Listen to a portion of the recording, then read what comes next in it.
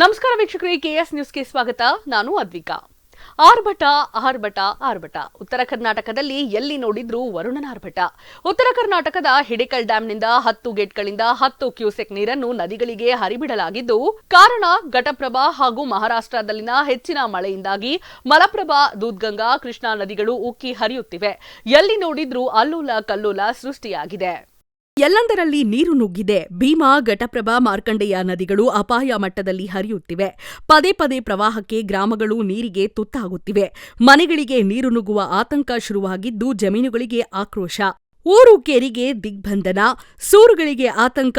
ನದಿ ಪಾತ್ರದಲ್ಲಿನ ಜನರ ಬದುಕಿಗೆ ಇಂದು ಘಟಪ್ರಭಾ ನದಿಯಲ್ಲಿ ನೀರಿನ ಮಟ್ಟ ಹೆಚ್ಚಾಗಿರುವ ಪರಿಣಾಮ ಮುಧೋಳ ತಾಲೂಕಿನ ಡವಳೇಶ್ವರ ಸೇತುವೆ ಸಂಪೂರ್ಣ ಜಲವೃತವಾಗಿ ರಸ್ತೆ ಕಡಿತವಾಗಿದೆ. ರೈತರು ಬೆಳೆದ ಬೆಳೆಯು ಸಾಲಸೋಲ ಮಾಡಿ ಬದುಕಿಗೆ ಆಸರೆಯಾಗುತ್ತಿದ್ದ ಕಷ್ಟಪಟ್ಟು ಬದುಕಿಗೆ ಆಸರೆಯಾಗಲಿರುವ ಬೆಳೆ ಇಂದು ನೀರು ಪಾಲಾಗಿದೆ.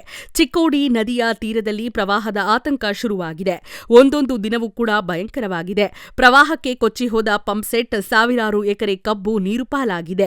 ಖಾಲಿಯಾಗಿದ್ದ ಹಳ್ಳ ಕೊಳ್ಳಗಳು ಇಂದು ತುಂಬಿ ಹರಿಯುತ್ತಿವೆ.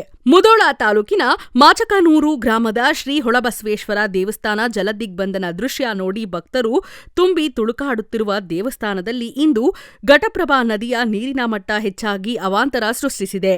ಕ್ಯಾಮರಾಮನ್ ದಾದಾ ಪಿರಾಸುನನಾಸಿ ಜೊತೆ ಮಹೇಶ್ ದೇಮಶೆಟ್ಟಿ, ಕೆಎಸ್ ನ್ಯೂಸ್, ಮುಧೋಳ. ಇದಾಗಿತ್ತು ಇವತ್ತಿನ ಕೆಎಸ್ ನ್ಯೂಸ್. ನಮಸ್ತೆ.